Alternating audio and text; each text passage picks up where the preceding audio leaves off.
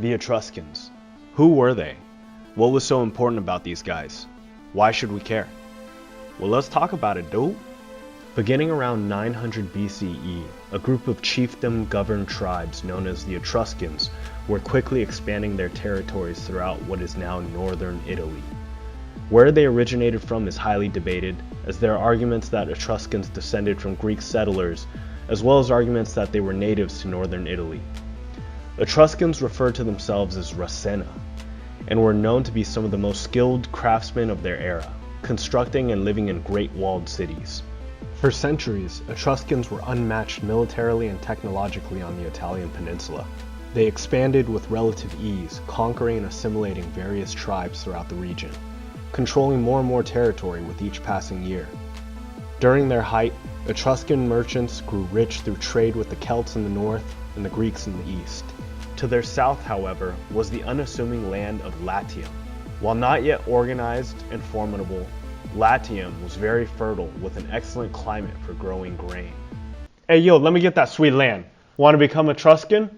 Nah bro, we good. What you mean we good? Let me get it. Nah.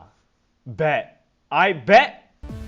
Under ever-increasing pressure from the expansion of Etruscan influence in the region, Latium villagers formed a group of alliances which would later become the foundation of arguably the greatest empire in pre-modern history, the Roman Empire. Despite the vast similarities in their two cultures, the new Latin coalition in Latium viewed the Etruscans as foreign oppressors. Whereas we believe lightning to be released as a result of the collision of clouds, they believe that the clouds collide so as to release lightning. For as they attribute all to deity, they are led to believe not that things have a meaning insofar as they occur, but rather that they occur because they must have a meaning. I don't want to go into too much detail on the wars between the Romans and the Etruscans, mainly due to the fact that much of it is considered semi-mythical, and few known first-hand accounts exist today. But according to the Roman foundation myth, the Etruscans, led by King Mezentius, attacked the Latins. The Latins were ultimately victorious, and the invading king was killed in battle. This moment was considered the beginning of the shift in power between the Romans and the Etruscans. For over 600 years, wars and skirmishes regularly broke out between the two rival city-states, with Rome seemingly gaining more territory with each conflict. Not without mention, though, the Etruscan cities saw glimpses of success and favor in the Mediterranean arena, even gaining powerful allies like the Greeks and Carthage. Bruh.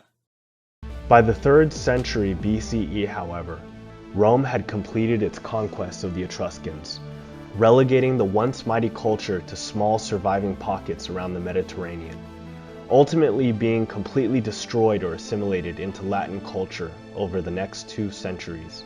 He needs some milk! So why were the Etruscans so important?